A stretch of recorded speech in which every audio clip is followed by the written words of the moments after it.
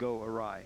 Well, we'll see about how that plays out next week. You heard Larry talking with Mark Ratner about plans for next week's battle between Johnny Tapia and Danny Romero, now in the Thomas and Mack Center in Las Vegas.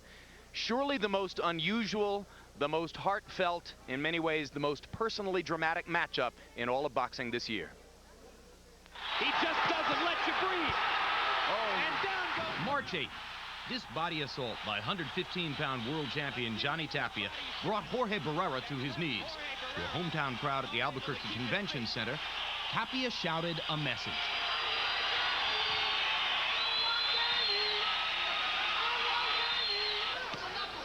Moments later, Danny Romero answered Tapia's challenge with a knockout of his own, paving the way for these two junior bantamweight champions to settle an Albuquerque turf war that's been brewing since they were boys.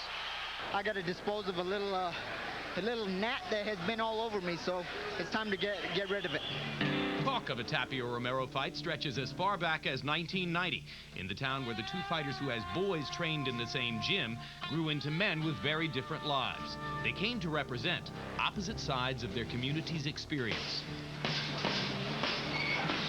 In October 1990, undefeated Johnny Tapia was overtaken by his drug addiction, beginning a 3.5-year absence from the ring, during which drug overdoses nearly took his life. He needed to make the decision that he was going to quit to save his life and to save his marriage and to move on with his future. Because if he wouldn't have, he would have been dead. Danny Romero has faced no such difficulties. A thoughtful 23-year-old, painstakingly nurtured and molded by his father to be a championship fighter and a model citizen, Romero has steered away from the street scourges that snared Tapia and so many others. You know, I always had one love, and that was boxing. And I knew what could take me away from that. Drugs, gangs, and things in that nature. When he survived his 41-month suspension, Johnny Tapia cleaned himself up. And by late 1994, the build-up to the fight for Albuquerque was back on track. But in a routine tune-up, a crushing right hand from journeyman Willie Salazar fractured Romero's orbital socket. Recovery from eye surgery took a year. The main thing is your vision is back. Yeah. And that's I feel good. But eventually, Danny returned to his winning ways in the ring. Now the final obstacles were cleared for this unique bloodletting of boxing. But true to character, Johnny Tapia is in a period of turbulence. In late June, veteran trainer Jesse Reed was suddenly let go. Tapia went to Emmanuel Stewart, but Stewart's plate was full. Eventually, the search for a trainer landed the Tapias in Las Vegas with the legendary Eddie Futch. So for Johnny Tapia, his crazy life continues, even in the hours leading up to the defining fight of his career.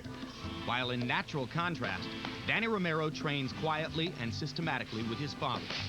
Conventional wisdom says that's an advantage for Romero. But among all the things Johnny Tapia has lost and found in his unenviable tough trip through life, the one thing he's never lost is a prize fight. So there it is, George. They've known each other for years. They've looked forward to this occasion for years. Most people seem to think that means we'll see a great fight. No doubt about it. It's those kind of fighters who've truly made boxing fans.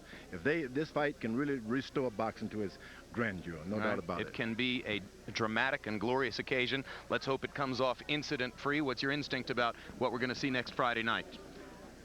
We're going to see two athletes take themselves to the limit. The hardest feelings between two fighters I have ever seen. It should be a fight to remember. Indeed, and both of them great fighters in their own right, regardless of who wins next Friday night. Well, we saw a potentially great fighter on the undercard here today.